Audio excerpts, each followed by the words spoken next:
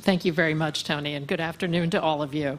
By this point in the day, since we're just a few blocks from the Capitol, I'm reminded of the famous quotation from the late, great Congressman Mo Udall, who used to preside over congressional hearings.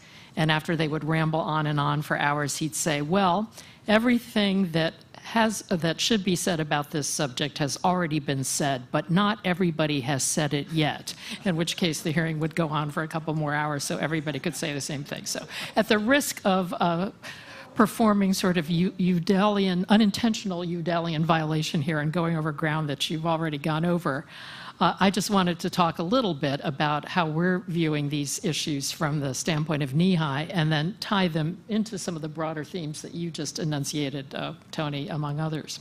So you heard what we are at NEHI. We're a cross-sector organization. We bring people together across all the different silos of healthcare to talk about common problems, common issues, and we tie our goals to the triple aim. We really want to look for innovations that will improve individual and population health, produce better quality of care, and ideally cost less, or at least not add unsustainably to the costs of healthcare.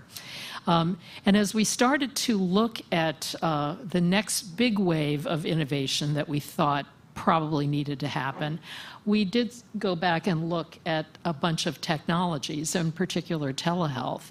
And as been said already many times today, here you have a technology that is decades old. I was reminded flying out of Logan that in 1967 at Logan Airport in Boston, you could have a telehealth visit with people from Massachusetts General Hospital, right? That was 1967. So it's decades old, and yet it's had a relatively small penetration, all things considered, in the healthcare system. Why? Remote monitoring. Why, as Eric Topol and others point out, when we're going to have the capacity to collect, I think we have a total of 8 billion internet-connected devices in the world today, and the projections are there will be many multiples of that even within a short period of time. When we have all of that, when you take the whole aspect of healthcare that is really about exchanges of information rather than about the laying on of hands, why isn't more of that information exchanged virtually? And why, when we've been so willing to move to, in almost every other aspect of our lives, to virtual exchanges of information, why do we insist that in healthcare only good information is exchanged almost person to person, face to face in a physical encounter? It just was a real head scratcher. So as we started to dig into this, we conceived of a program that we call Healthcare Without Walls. What if we had a system in which the part of healthcare that is about exchanges of information could take place virtually most of the time? Now, if you're in a terrible car accident, you're going to have to go to the trauma center. If you're having surgery, you're going to have to go someplace. But so much of the rest of healthcare is not about that. And why would we not look for ways to release healthcare from the requirement that it stay within walls, as opposed to be more connected to individuals in their homes, communities, schools, et cetera, et cetera. So as we looked at this, we asked, okay, what have been the barriers? And of course, when you look into anything in healthcare, you say, why are there barriers? Because it's healthcare, stupid. Everything is constructed almost in a way to impede certain aspects of innovation. And in this case, it's a real Gordian knot of issues, and this is probably the ground that Helen went over. It is payment and reimbursement. Integrated delivery systems, particularly capitated ones, have one set of incentives. Most of the rest of the system, as we know, is still stuck in fee-for-service. We have engaged in our project a payer who says, here's why we don't want to pay for telehealth right now. It's because they call it the punt. They pay for a telehealth visit. The telehealth provider says, well, this is what we think is wrong with you, but next week you should go to see your primary care doctor. It gets punted to the primary care doctor. Or, this is what we think it's wrong with you, you should go to the ED. It gets punted to the ED. So they end up paying for not just the visit to the primary care provider, not just the visit to the ED, but also the telehealth visit, right? So payment and reimbursement for much of the system, clearly a barrier. Regulatory issues. So obviously, this has been a big subject already, but if you just take the fact that only 25 states now have signed on to the Interstate Licensure Compact, we will note the nurses are ahead of the physicians on this, right? The nurses have agreed to, I think it's 27 states now, the nurses have agreed to have one license, a multi-state license, right? So at least the nurses are making faster headway, but that's obviously an issue to have interstate capability. And when you think about the, the amazing ability that we might have to leverage the provider base in this country, why couldn't we think about the provider base kind of the way we think about the electrical grid, where you can route demand to various parts of the country when you need to? Why couldn't, it's 5 o'clock in New York, why couldn't you route visit demand over to California where it's only 2 p.m. in the afternoon, right? I mean, we could think about all kinds of things like that in a country if we didn't have these kinds of regulatory and other barriers. And then, of course, workforce and human factors, which are very closely linked phenomena. And I know that obviously Helen talked about that as well.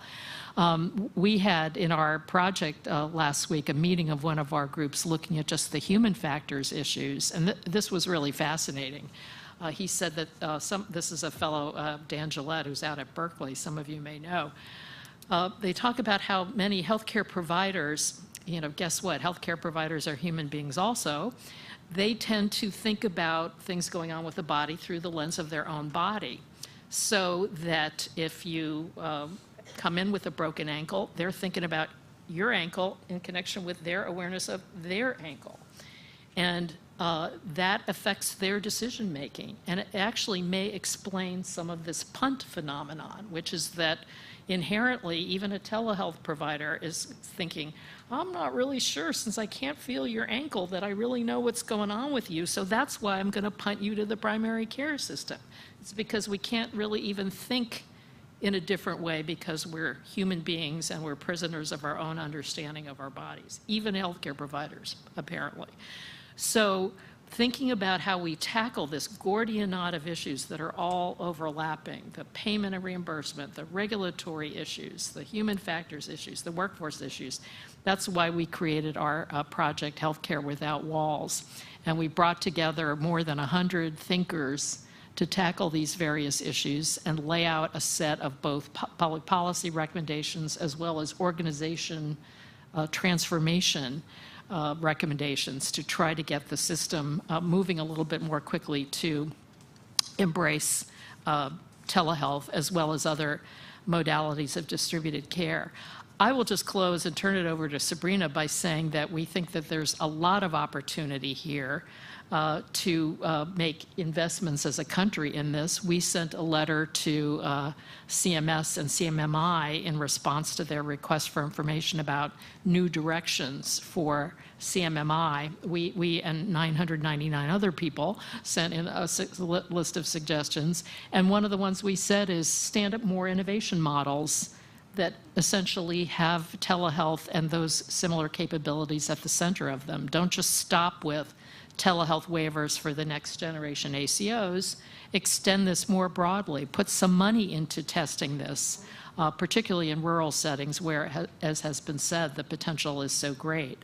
Obviously, the question that came up just on the last panel about funding research in this area, to state the obvious, we still spend multiple magnitudes greater dollars on biomedical research than we do on health services delivery. Let's start by not killing the Agency for Healthcare Research and Quality and maybe shovel some more money its way to try to unearth some of the or actually close some of the research gaps that were alluded to earlier. So there's a lot that can be done as a country, and as I say, part of our project is designed to really set a vision for what the system could look like in 2025 if we really applied all of the technology that we know can help move to a more distributed care system around the country, and then try to lay the path to get there. And that's why we're going to be working with Sabrina and a number of you in this room to try to achieve that over the next few years. So with that,